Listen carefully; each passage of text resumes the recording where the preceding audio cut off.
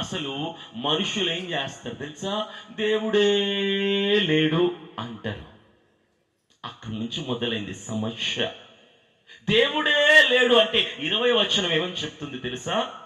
దేవుని యొక్క అదృశ్య లక్షణములు ఏవనగా, ఈ సృష్టిలో ఉన్నటువంటి సంగతులు నువ్వు గ్రహించినప్పుడు దేవుడు ఉన్నాడో నీకు క్లారిటీగా అర్థమైంది. ఎవరైనా ఒక స్టేజ్ మీదకి వస్తారమ్మా? ఎవరైనా ఒక స్టేజ్ మీదకి వస్తారా?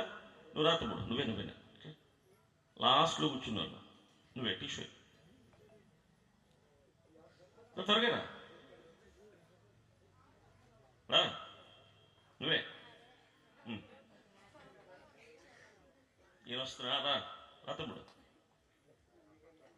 మనుష్యుల యొక్క వైపరీత్యం, మనుష్యుని యొక్క విపరీత బుద్ధి ఎలా ఉంటుందంటే, ప్రతిసారి తమ్ముడే బుక్ అయిపోతున్నాడు మనకు.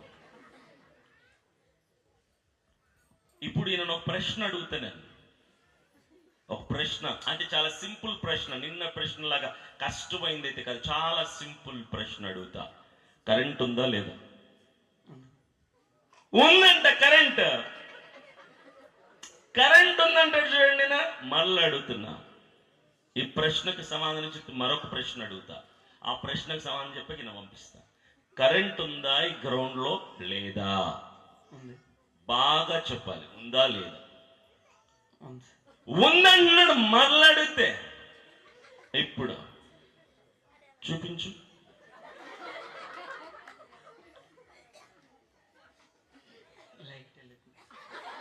నేను కరెంటు చూపించమంటే లైట్ చూపిస్తున్నాను. నేను పిచ్చోన్ని అనుకుంటున్నాడేనా?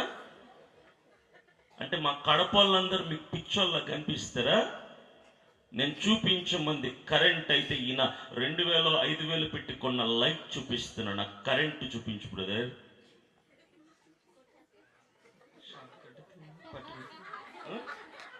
పట్టుకుంటే కొట్టిద్దా? ఎప్పుడన్నా కొట్టిందా? షాక్ కొడితే వెళ్ళు. కరెంటు చూపించమంటే చూపించలేక లైట్ చూపిస్తున్నాడు.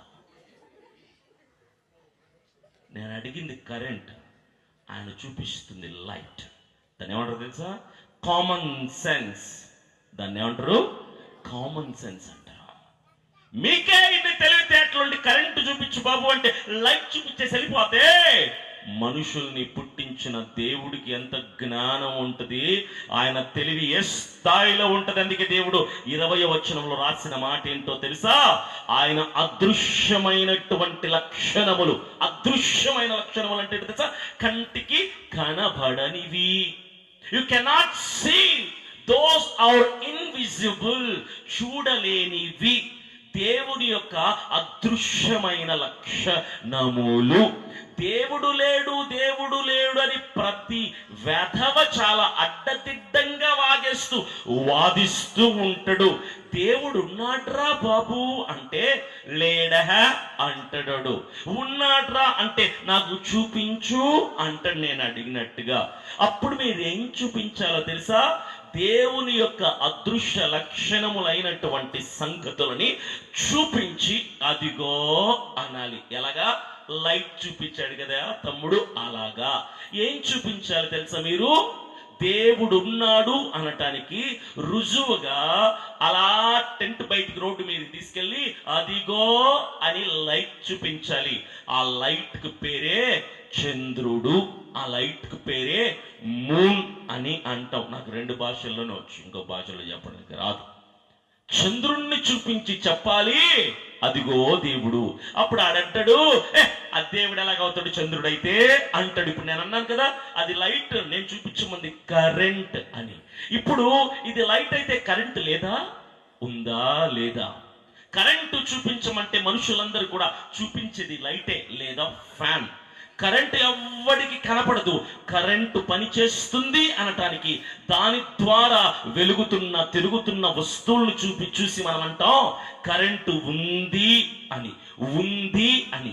చాలా మంది అంటారు దేవుడే లేడు. చంద్రుడు ఎక్కడి నుంచి వచ్చాడు తెలీదు. సూర్యుడు ఎక్కడి నుంచి వచ్చాడు తెలీదు. భూమి ఎలా పుట్టింది తెలీదు. వీడు ఎలా పుట్టాడు తెలీదు. ఇలాంటి ప్రశ్న కలిగిన వాళ్ళు ఇక్కడ ఎవరైనా ఉంటే ఇప్పుడే నేను మీకు దేవుణ్ణి చూపిస్తా. సవాల్ చేస్తున్నా, ఛాలెంజ్. ఇక్కడ ఎవరైనా నాకు దేవుణ్ణి చూపించు, నేను నమ్ముతా అంటే నేను ఇప్పుడే ఆన్ స్పాట్ దేవుణ్ణి చూపిస్తా. మీరు వింటున్న వాళ్ళైనా, లైవ్ లో నన్ను వీక్షిస్తున్న ఎవరైనా సరే, మీరు లేచి నిలబడితే నిలబడి ఉన్న చోటనే మీకు నేను దేవుణ్ణి ఖచ్చితంగా చూపిస్తా. కన్ఫామ్ 100% చెప్తున్నా, చూపిస్తా. ఎవరైనా ఉన్నారా? అతనిలాగా లైట్ చూపించి, చంద్రుడిని చూపించి, సూర్యుడిని చూపించి అదిగో దేవుడు అనను. నేను నిజంగా దేవుణ్ణి చూపిస్తా. నీకు దమ్ముంటే చూపించగలిగే, దేవుణ్ణి చూపించగలిగే సత్తా నాకుంది. నీకుందా? ఉందా? ఉండదు. ఇంకానేం లేదు. లేస్తే పోయేవాళ్ళు. ఏంలా సింపుల్ సార్. మీ కుడి చేయి తీసుకోండి, 2000తో ముక్కు మూసుకోండి, 3000తో నోరు మూసుకోండి. కరెక్ట్గా ఒక 20 లెక్క పెడతాడు పక్కనోడు. 20 తర్వాత నువ్వు చచ్చి ఊరుకుంటావు. చచ్చిపోయిన తర్వాత నీకు అర్థమైంది దేవుడు ఉన్నాడో లేదో. అయిపోయింది. ఎంతతో దరిద్రం వదిలిపోయింది. నీ వల్ల ఏమరా భూమికి ఉపయోగం? దరిద్రమైన బతుకు, దేనికి పనికిరాని సొంత దండగా బతుకులు. ఇవన్నీ కూడా ఏం బతుకులో తెలుసా?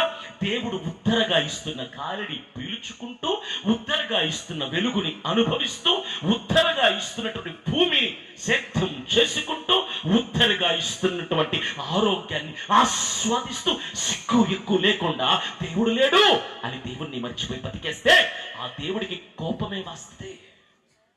దేవుడికి వచ్చేది కోపమే. పుట్టించిన దేవుడే లేడు అన్న స్థాయికి మనుష్యుడు ఎదిగిపోతే ఆ దేవుడికి కోపం వస్తుంది. అందుకే అంటున్నాడు, నీ దుర్నీతి, నీ భక్తిహీనత మీద నా కోపం పరలోకమందు నుంచి బయలుపడి. ఇలాంటి వాళ్ళ మీద దేవుడు కోపం ప్రదర్శించక ఏం చేస్తాడో